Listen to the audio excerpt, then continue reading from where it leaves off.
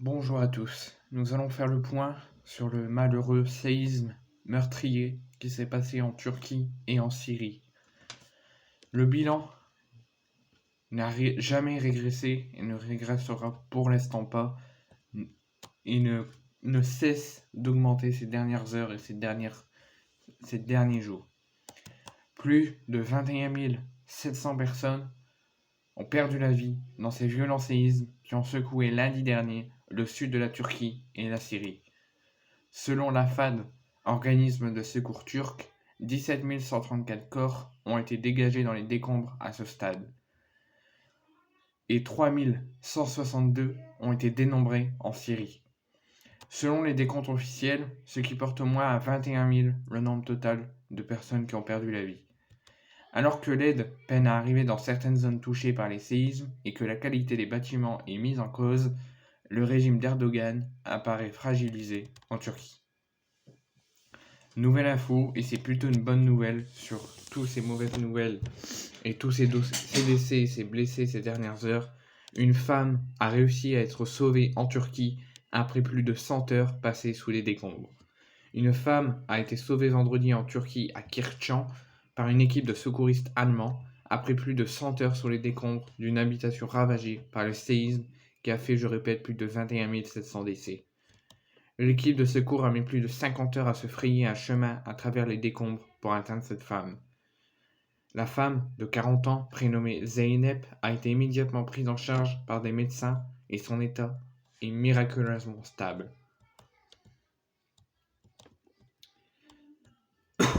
Une deuxième femme, de 14 ans, une adolescente, a également réussi à être sauvée des décombres. Au terme de plusieurs heures de travail acharné, Fatma, une adolescente de 14 ans bloquée dans les ruines d'un immeuble de 3 étages depuis les séismes de lundi passé, a pu être sauvée et transportée vivante à l'hôpital. Elle a été placée sous oxygène car en état d'hypothermie avancée. Les secouristes se sont fait passer le brancard jusqu'à une ambulance. Donc il y a plutôt deux bonnes nouvelles qui commencent à arriver après cette ruée de mauvaises nouvelles et de décès malheureusement. Deux femmes, une de 40 ans et une de 14 ans, je répète, ont réussi à être sauvées après plus de 100 heures sous les décombres. Nouvelles infos, c'est que le chef de l'Organisation mondiale de la santé, donc de l'OMS, va se rendre en Syrie. Donc Tedros Adhanom Ghebreyesus a annoncé jeudi se rendre en Syrie où l'OMS soutient les soins de santé essentiels dans les zones touchées par le récent tremblement de terre en s'appuyant sur notre travail de longue date dans le pays.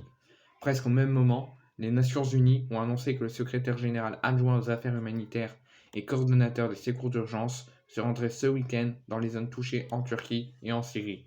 Ces déplacements des deux hommes interviennent alors qu'un premier convoi d'aide aux zones rebelles du nord-ouest de la Syrie depuis le séisme meurtrier de lundi est entré jeudi par le poste frontière de Balawa avec la Turquie.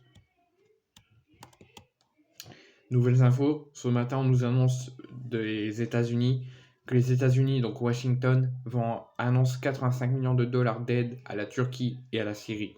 Les États-Unis vont verser 85 millions de dollars d'aide à la Turquie et à la Syrie après le séisme dévastateur qui a frappé ces deux pays lundi dernier.